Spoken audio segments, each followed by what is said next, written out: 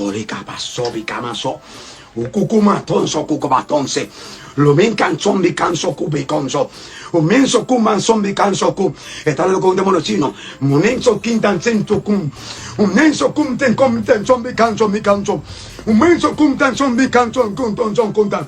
Munenso kuntan son kuntan son kun. Si escuchaste esto, seguro pensaste en el día de Pentecostés. O te vino a la mente pentecostales. O quizás a lo mejor esto. Y camanso tarama, viene un vino.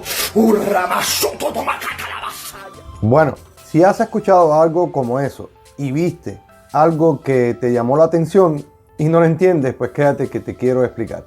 Pero antes quiero pedirte que te suscribas al canal y que aprietes la campana para que sepas cuando el hermano Pedro está sacando buenos videos como estos. Ya vuelvo. Vamos a ver de dónde viene esta palabra. La palabra Pentecostés es significativa, ¿verdad? Y esta viene del Antiguo Testamento.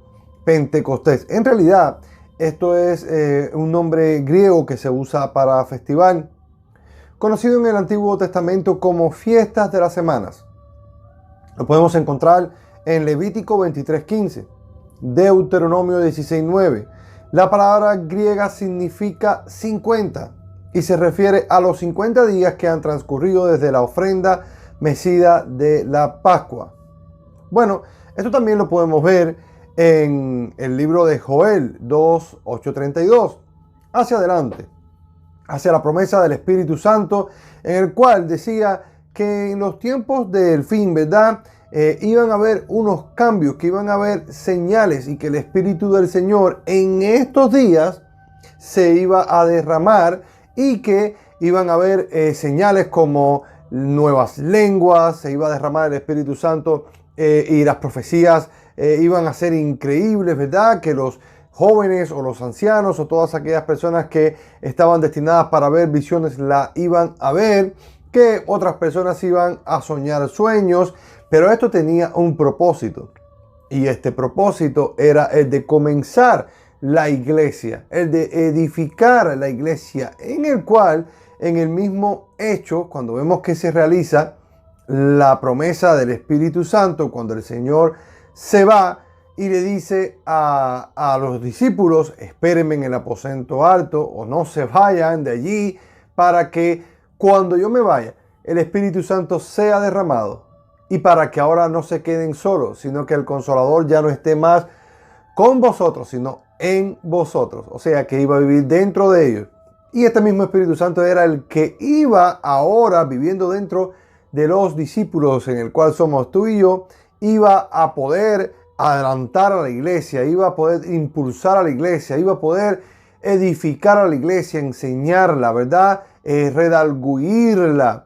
Pero, entre otras cosas, una de las cosas que, valga la redundancia, dejó el Señor por medio del Espíritu Santo era hablar lengua. Pero ¿qué fue lo que pasó ahí en Pentecostés? Ya después de ver la profecía que decía Joel. ¿Y cuáles eran estas lenguas? Y que no son estas supuestas manifestaciones que vemos como estas. El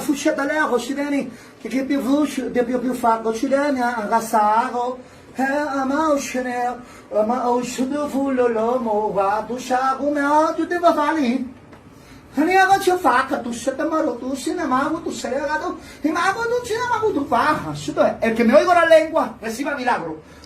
¿Qué fue lo que pasó aquí? Cuando llegó el día de Pentecostés estaban todos juntos en el mismo lugar, así como lo había dicho el Señor. De repente vino del cielo un ruido como de una ráfaga de viento impetuoso que llenó toda la casa donde estaban sentados y se aparecieron lenguas como de fuegos. Y usted verá y dice, pero hermano Pedro, ahí están las lenguas de fuego como estas que estamos viendo ahora. Me encantan todo lo que me están escuchando ahí. Pero definitivamente no tiene nada que ver con estas lenguas. Sigamos leyendo. Se postraron sobre cada uno de ellos. Y dice la palabra que todos fueron llenos del Espíritu Santo y comenzaron a hablar en otras lenguas, que eran las lenguas que no se entendían en aquel tiempo. Eran lenguas muertas. Veamos porque dice, según el Espíritu les daba habilidad para expresarse. O sea que había un sentido en lo que decían. Y habían judíos que moraban en Jerusalén. Veamos las nacionalidades y aquellas que entendían.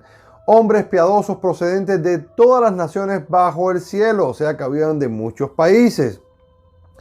Y al ocurrir este estruendo, la multitud se juntó y estaban desconcertados porque cada uno les oía hablar en sus propias lenguas. O sea que ellos entendían lo que los apóstoles o los discípulos estaban expresando en aquel tiempo. O sea que no eran palabras antisonantes, no era esta glosolalia que estamos viendo ahora, como esta que hemos escuchado repetidamente, ¿verdad? Y mucho menos era que decía, aquí así dice el Señor. Pues obviamente dice la palabra, y estaban asombrados y se maravillaban diciendo, mirad, ¿no son estos galileos? ¿No son todos estos los que están hablando, los que nosotros conocemos? ¡Aleluya! ¿Cómo es que cada uno de nosotros le oímos hablar en nuestras lenguas, en la que hemos nacido? Así que, retomando el día de la fiesta en el cual se celebraban en aquellos tiempos y todo el mundo se iba, ¿verdad?, a Jerusalén a celebrar la Pascua y a dar ofrenda, ¿verdad?, a Yahweh. Entonces podríamos decir que había gente de muchos países o de muchas lenguas, en el cual cuando Pedro, cuando todos estos discípulos, ¿verdad?, que estaban ahí arriba, hablaron, ellos, los oyentes, ¿verdad?, la audiencia, lo entendían. Y definitivamente no tenía nada que ver con Rabasaya, saca la bazuca y lo que escuchamos hoy. Pablo dijo que él prefería hablar en la congregación 5 palabras que se entendieran y no todas estas que no edifican.